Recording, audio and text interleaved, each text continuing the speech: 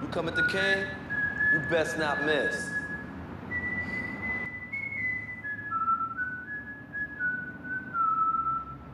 In the 2018-2019 season, the pressure was firmly on Ronaldo. Juventus had smashed their club record to bring him in, which in itself was not a bad thing. However, the skeptics declared 9 figures for anyone over 30 was not worth it. Even Ronaldo can't justify that. But this was still Cristiano Ronaldo, and in his final season with Madrid, he had been impressive as always, averaging more than 1 goal contribution per match in the league, showing that he was far from slowing down. And when he arrived at Juventus, his stellar form continued, and leading up to the first leg against Atletico Madrid on the 20th of February, he had scored 19 goals and provided 8 assists in just 24 league matches. An impressive return. But here's the thing, Juventus really didn't care about his league form. That's not what he had been brought in for after all. They had won the previous 7 Scudetti on the trot without him. It was the cup with the big ears they had craved, having not won it in more than 2 decades. That was the sole reason they brought in Ronaldo, Mr. Champions League, who had finished as its top scorer for the 6th consecutive season during his last season with Los Blancos. The man who was at the time already the all-time leading Champions League scorer and second on the list for assists. But things had not gone so smoothly for Ronaldo in the Champions League with Juventus thus far. In his 5 matches, he had scored only 1 goal in a 2-1 loss to United, provided 1 assist in a 2-1 loss to Young Boys, and another in a win against Valencia. Add to that his sending off just 29 minutes into his debut against Valencia, and Mr. Champions League start had been underwhelming. But his first knockout tie against Atletico Madrid would be the chance to make things right, and a chance to produce one of his most iconic performances. But Simeone's men were no easy task, having won the Europa League the prior season, and sitting second in La Liga. They had also been going big in the transfer market, with the likes of Tamar Lamar, Rodri and Alvaro Morata coming in, and they were just as ready as Juventus to go deep in the competition. If this tie was meant to be the arrival of Ronaldo at Juventus, the first leg brought nothing but frustration for Ronaldo. Juventus started in a nominal 4-3-3 that would often shift into a 2, with Ronaldo drifting infield alongside Mandzukic, while Atleti were in a disciplined 4-4-2. But throughout the encounter, Juventus looked toothless, and despite having the lion's share of possession, they ended with a similar number of shots. But here's the thing, most of Juventus' shots were of extremely low quality. This was because Atleti were willing to be defensively disciplined, and Simeone had lined up 4 natural central midfielders behind the 2 forwards, allowing them to defend extremely narrow and disciplined. The midfield pairing of Partey and Rodri was almost impossible to penetrate, particularly with Griezmann dropping deep in front of them. So Juventus were kept to skeptical shots from range, with 57% from outside of the box, compared to just 38 for Atleti. All of this meant that Atleti finished with double the expected goals of Juventus. And Atleti's deep block lulled Juventus into a false sense of confidence, as they poured more and more numbers into the opposition half to try and get a breakthrough. But this left them looking extremely vulnerable on the transition, and the hard running of both Costa and Griezmann was a consistent threat.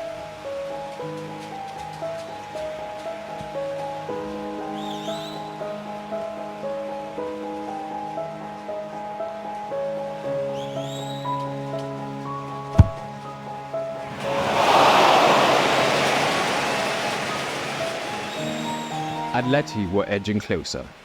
Ronaldo in particular cut a frustrated figure. Throughout the match, he was the only one who looked remotely like a threat for Juventus, firing in as many shots as the rest of the squad combined. He was also a driving force from deep, completing 7 dribbles, again more than the rest of his side combined, as well as completing a joint most 2 key passes in the match, but all of that counted for nothing. In fact, a lot of the blame for the loss was laid squarely on his shoulders. With Atleti ahead, the prospect of a 1-0 defeat didn't look too bad. But on the 83rd minute, a ball broke in the Juventus box and Szczesny had overcommitted, taking him out of the game, and the ball broke to Godin. The angle was tight, and Ronaldo was in the perfect position to close him down and block the shot, preserving the scoreline. But at the last second, he turned his back on the shot, allowing the ball to deflect off his thigh and in. If he had stood strong, the 1-0 scoreline would have held. Instead, the wonder exploded. 2-0, an insurmountable lead. At the end of the first leg, many had written Juventus off. This was a Diego Simeone side, and scoring at least 2 goals against them was simply impossible. But Atletico Madrid had already made one mistake. They had made it personal. Cristiano, ¿qué? Ahora 5 y a dormir, ¿eh? Cristiano, 5, ¿qué? Llorar, a Turín, a llorar. Ya está, 2-0, ni manita ni nada, 2-0 y fuera. Saque la manita. Pues adiós, vaya Italia, no vuelva. Cero calentito de aquí. ¡Ay, pa' Italia! See, for close to a decade, Cristiano Ronaldo had been the scrounge of Atletico Madrid.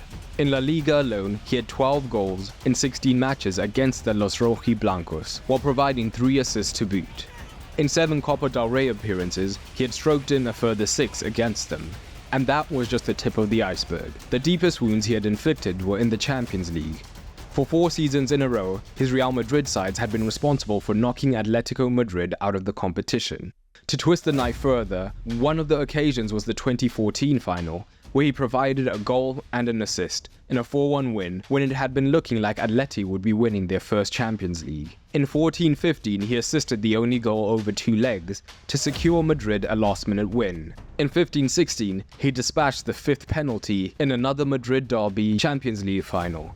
And in the 16-17 season, his first leg hat-trick effectively dumped Atleti out of the competition at the semi-final stage. Atleti's resentment for him grew year by year. And from the very first minute, it was almost a coordinated attack from the Atleti fans and players. Every time he got onto the ball, cheers rang around the stadium, and every time he touched the ball, an Atleti man was in close pursuit, paying him as much physical attention as possible. When that wasn't enough, Atleti were more than happy to hack at him and bring him down, and if the opportunity presented himself, leave a little bit extra on him. His frustration was taking over, and before the half, in response to the Atleti jeers, he held up 5 fingers to the fans, 1 for each Champions League he had won. Atleti's frustration tactics were working, and this would spill over after the match. As Ronaldo walked through the media zone, he declared, Atleti's club president, Enrique Cerezo, hit back saying, Cristiano Ronaldo has not won 5 Champions Leagues at all, but only 3. The remaining 2 against Atleti, he did not really win them, arguing that Ronaldo had been a passenger in his 2 Champions League final wins against Atletico Madrid, and adding more fuel to Ronaldo's fire. Between the 2 legs, Ronaldo had gone goalless in 3 matches, increasing doubts around a possible comeback. But there was one man who never even felt a glimmer of that. Ronaldo ushered a rallying call to the Juventus faithful. On Tuesday night, let's think positively, let's believe. It's possible, but we need your help to make the stadium look good and beautiful. Be everything together, everyone together. These are the great nights, the fantastic ones, the Champions League nights. The team is confident of playing a great game, and I am too. To the fans I say, think positive, let's believe. Get ready to come back.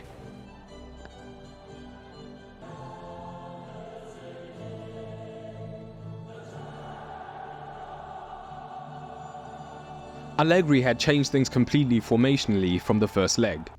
Gone was the 4-3-3, and now instead it was a 3-4-1-2 with Spinazzola and Cancelo operating as genuine wing-backs. Simeone had stuck with a 4-4-2, but with Arias in for Felipe Luis, which meant that Juan Fran had to take up the left-back role, while Thomas Lemar came in for Partey, allowing Saul to reprise a more central role, whilst Morata was in for Costa. Ronaldo started like a man possessed. With so much conviction, it was almost as if he had decided it would simply be his night before the match. Gone was the slow, pensive build-up from the first leg, as right from the off, Ronaldo dropped deep left, looking to get past men to create for his teammates. And as early as the 4th minute, he made the difference. The corner was swung in and the ball broke, and Ronaldo lunged at the ball at the same time as Oblak. He got a touch, and it fell to Chiellini, who buried it. But it was ruled out for a foul on Oblak. An early controversial call, as Juventus players argued that Oblak was not actually in control of the ball. But no matter, Ronaldo had tasted blood. If in the first leg, Atleti were in an aggressive 4-4-2 mid-block, things had changed slightly in this match, as they were happy to sit deeper. This block had been effective in preventing progression in the first leg, when Juventus used a 4-4-2. As with the fullbacks high, the front 2 could push to press, making the central pass difficult. Or they could sit deeper, ensuring that they weren't overloaded by the midfield 3. If the ball went wide, it could be a 2 versus 2 in that region as well, and this had made Juventus look slow and stodgy. But now, the back three always gave them options, and both Emre Can and Chiellini were aggressive whenever they received the ball, pushing high quickly to try and get past Atleti's front two and face up the midfield double pivot. They would now naturally have a 3 versus 2 advantage, and whenever a pivot came out to press them, Bernardeschi or Matuidi would be free between the lines to turn and face the goal.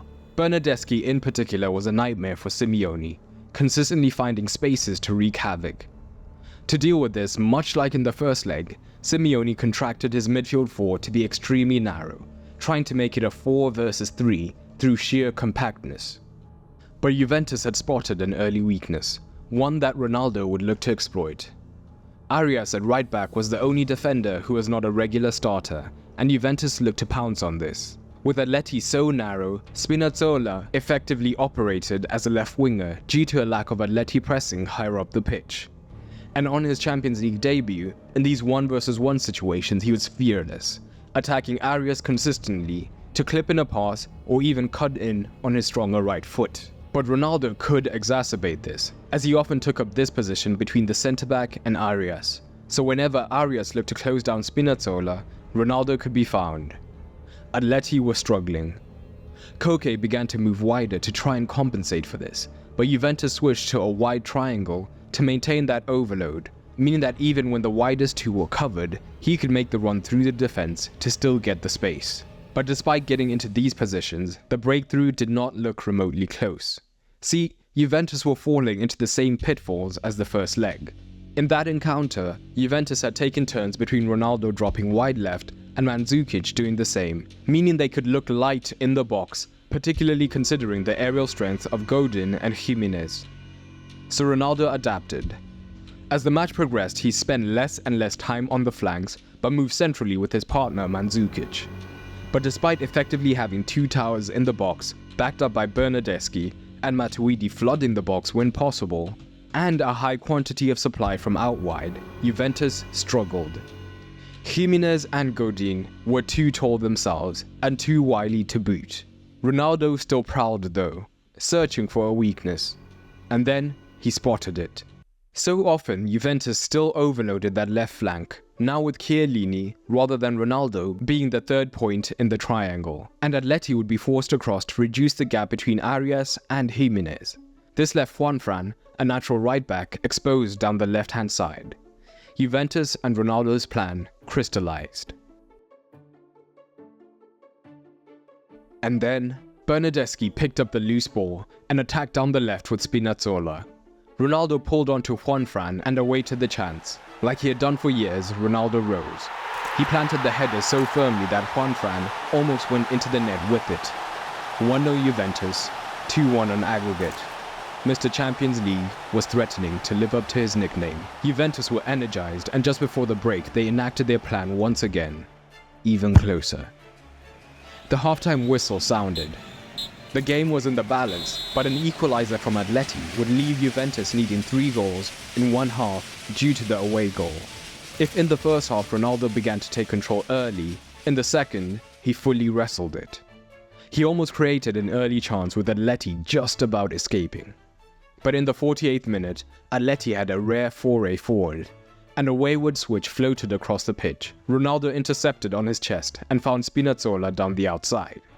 The wingback, like he had all match, took on Arias before turning back in. He played it infield, and once again Atleti defended narrow, with all 10 outfield players between the width of the box and 9 of the 10 in their own third. Emre Can advanced high and fired the pass into Ronaldo. Sensing the pressure, Ronaldo instantly relayed the ball out wide to Cancelo. Ronaldo did not have the time to find himself at the back post on a weaker fullback and was stuck between the centre-backs, an unenviable position.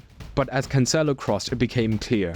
Ronaldo had identified an impossible space between the two. He rose. The cross wasn't the paciest, and Ronaldo had to generate his own power on the header. Jan Oblak, arguably the best keeper in the world at the time, made an incredible save. But years of honing his goal-scoring abilities meant Ronaldo instinctively knew what was a goal and what wasn't. He appealed. Moments later, the ref pointed to his watch. Juventus 2, Atletico Madrid 0. Ronaldo 2, Atletico Madrid 2 on aggregate. His confidence was up, and he searched for the winner. Juventus piled on more and more pressure. The match was now one-sided, as Atleti looked to hold on. Juventus got close consistently, but always missed that final step. It looked like both managers would settle for extra time. But once again, Atletico Madrid had a rare foray forward, with both fullbacks high. A goal for them would mean that Juventus would now need 2 in 10 minutes. Juventus cleared the lines, and Ronaldo controlled the knockdown from Moise Kean expertly. He found Bernardeschi, and with the Atletico defense disoriented, it was Angel Correa struggling to keep up with Bernardeschi. Ronaldo pulled wide in the box, ready to receive and shoot. But Correa, in unfamiliar territory, made a fatal error. Ronaldo knew instantly. He placed the ball on the spot, and Atletico delayed the kick as long as they could, the pressure increasing on Ronaldo's shoulders with each passing second. Eventually, Atleti cleared the box. What pressure! Ronaldo had completed his most iconic comeback.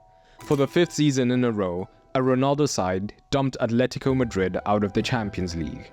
And Ronaldo once again solidified himself as Mr. Champions League. If you enjoyed this video, check out the rest of our iconic performances series, starting with this one, documenting Messi's most iconic match. And this video was made possible by my Patreons, so a big shout out to them. If you want more videos like this, head on over to patreon.com/footballmadesimple and get early access to more videos like this.